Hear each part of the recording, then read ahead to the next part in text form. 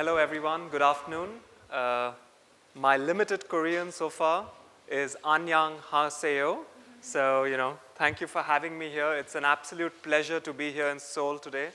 So I have a very strange presentation because I have to go to the laptop and show you a live internet website, and I have to also talk about what you're going to see.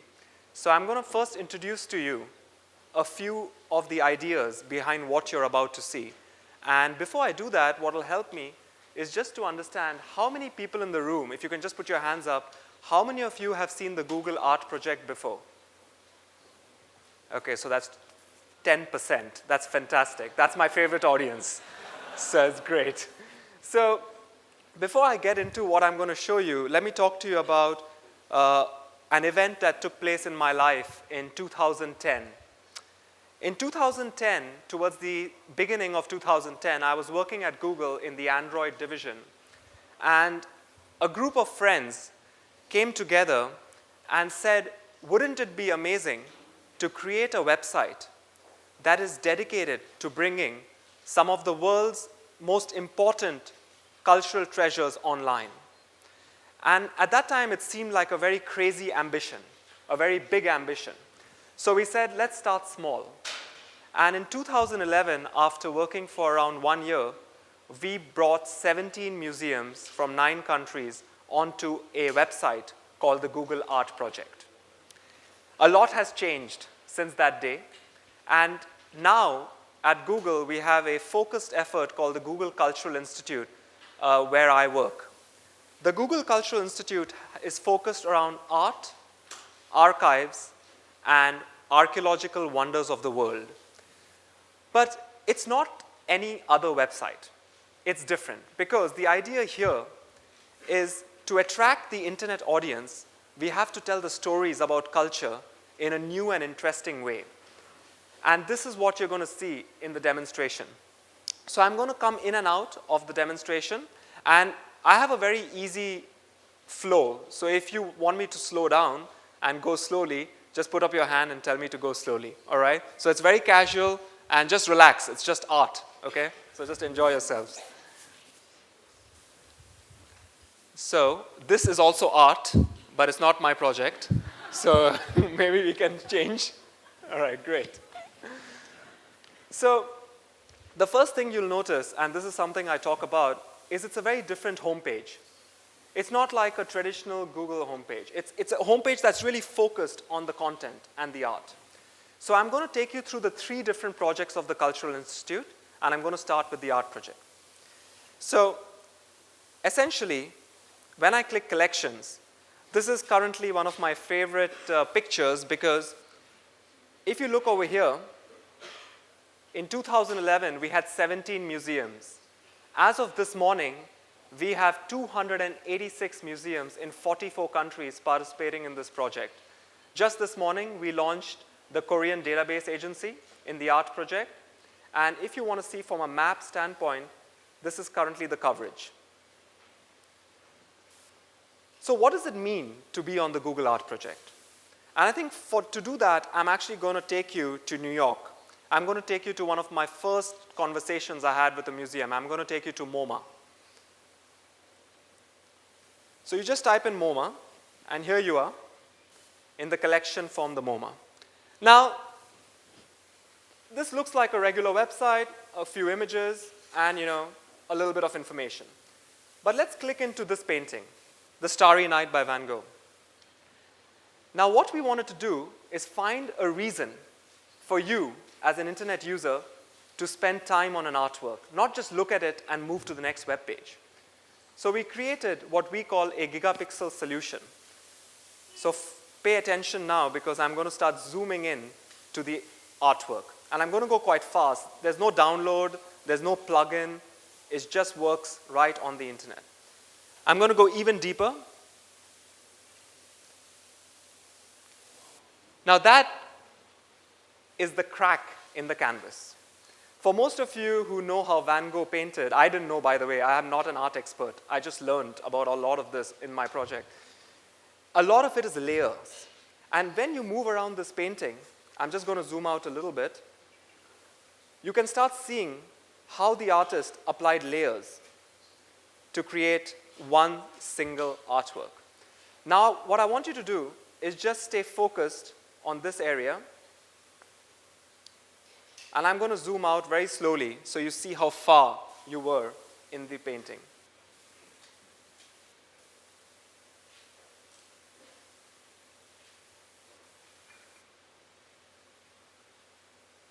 That's the artwork. This technology has now been applied to every single object in the art project. So what does that mean?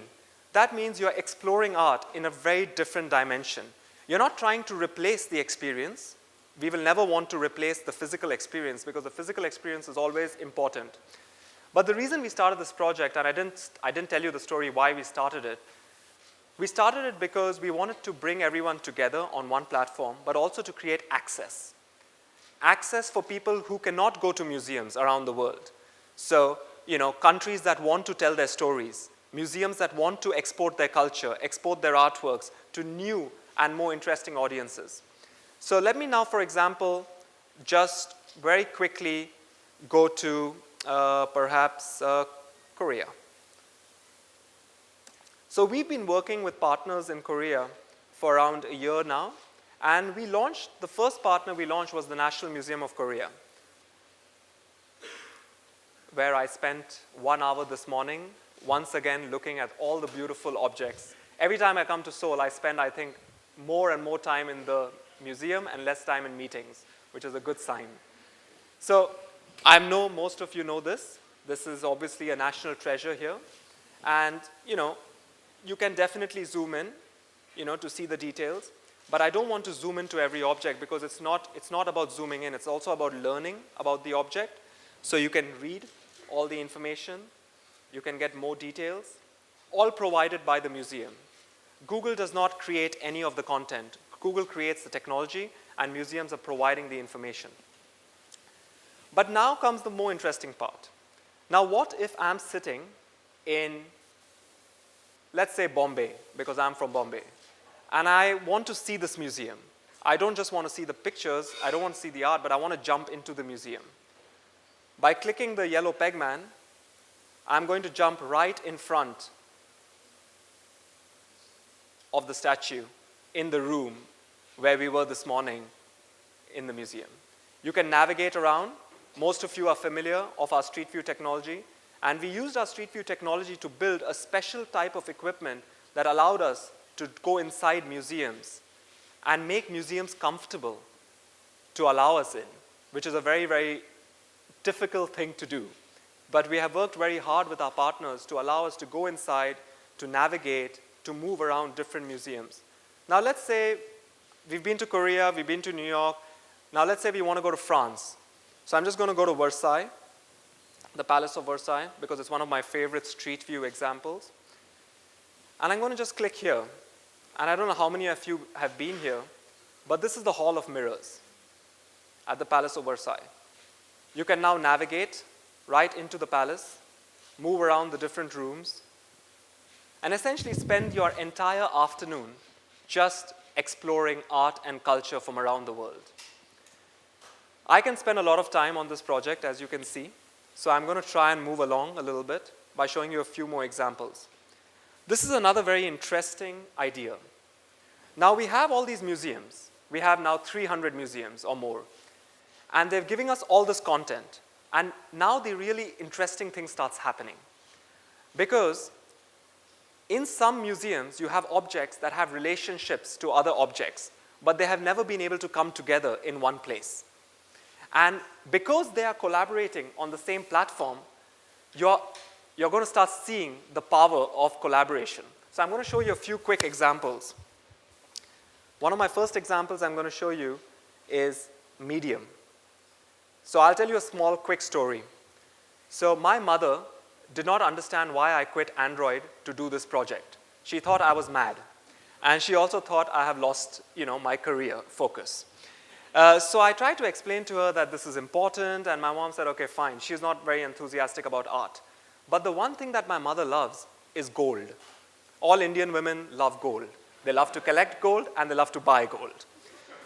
So one day when we were trying to figure out what to do with all the data we have, one of our engineers figured out that you can start filtering not based on museum, not based on artist, but based on the material used in the artwork. So for my mother, we created gold. And now you can look through 1,286 items from all the museums and look at different collections that have gold in them. This is from the Israel Museum. This is from the Walters Museum. We have the Archaeological National Museum in Mexico. You have the Museo Paul de Pezzali in Italy, and so on and so forth. You can spend another few hours just looking at how gold was used across cultures and across centuries, because it's all assembled now in one place in high resolution. The other example which I'm going to do, and that's pretty much going to be my last art example because I'm running out of time. There's a very famous British artist, some of you may know, called Winslow Homer. And Winslow Homer created quite a lot of interesting artworks. And one of the ones that he created was called the lifeline. So I'm just going to put this in here into a function called compare. And I'm going to try and find you something very interesting. So we have the lifeline, the painting, which comes from the Philadelphia Museum of Art. And by coincidence, we have the sketch of the same painting done by the artist 2 years before, sitting in the Cooper Hewitt Museum in the United States. And both of these have now been united together. You can zoom in, you can compare sketch to painting, and essentially you can compare different styles right next to each other. I have a lot of examples here of comparing Korean artworks with, for example, Renaissance masters. And I know people in education and also online who are doing this right now and creating their own galleries. This is a feature here called user galleries, where people can go in and collect their own favorites. And essentially you're becoming like an amateur curator. You are curating your own art collections and sharing it for the rest of the world. Perfect. So now I'm going to move to the second part of the project, and for that I'm really going to focus on what we have launched today. One of the challenges we had is for art, it's quite easy because it's quite beautiful, you can zoom in, you can really explore. But it's much more challenging when you're trying to tell a story about archives.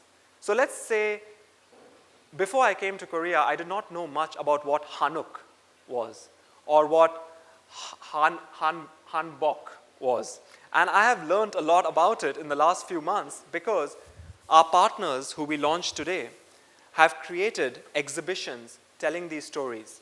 So I'm going to first get into the exhibition on Hanbok.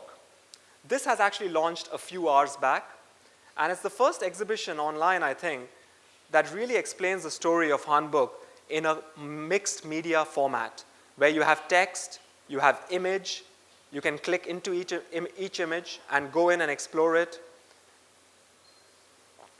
You can zoom out, zoom in, and do all the features that I showed you. One other example which I want to show you very quickly is what we've done with the Korean Film Archive. While we have a great partnership with the Korean Film Archive on YouTube, we also wanted the Korean Film Archive to tell stories about what has happened in Korean film over the years. And so they created 12 exhibitions. These are 12 exhibitions that essentially tell the story of how Korean film has evolved. One of my favorite exhibitions which I learned about just yesterday is this very famous story. I assume most of you know it, but I learned it for the first time, and I've actually been sharing it with my friends abroad. And all these exhibitions are now available in English as well as in Korean. All I have to do is switch the menu to Korean, and I can see it in Korean as well. This is, again, mixed media exhibition. A lot of images, text, posters, video. You can play video right within the exhibition. You can click on each text box. There has been a lot of hard work that has gone into these exhibitions from our partners, and I really want to thank our partners because this is really our next big project after art, is telling stories about intangible culture. We have launched over 80 exhibitions. We have obviously launched exhibitions this morning from Korea, but we have also launched a lot of exhibitions, for example, from the British Museum, from the Tate, from many archives around the world.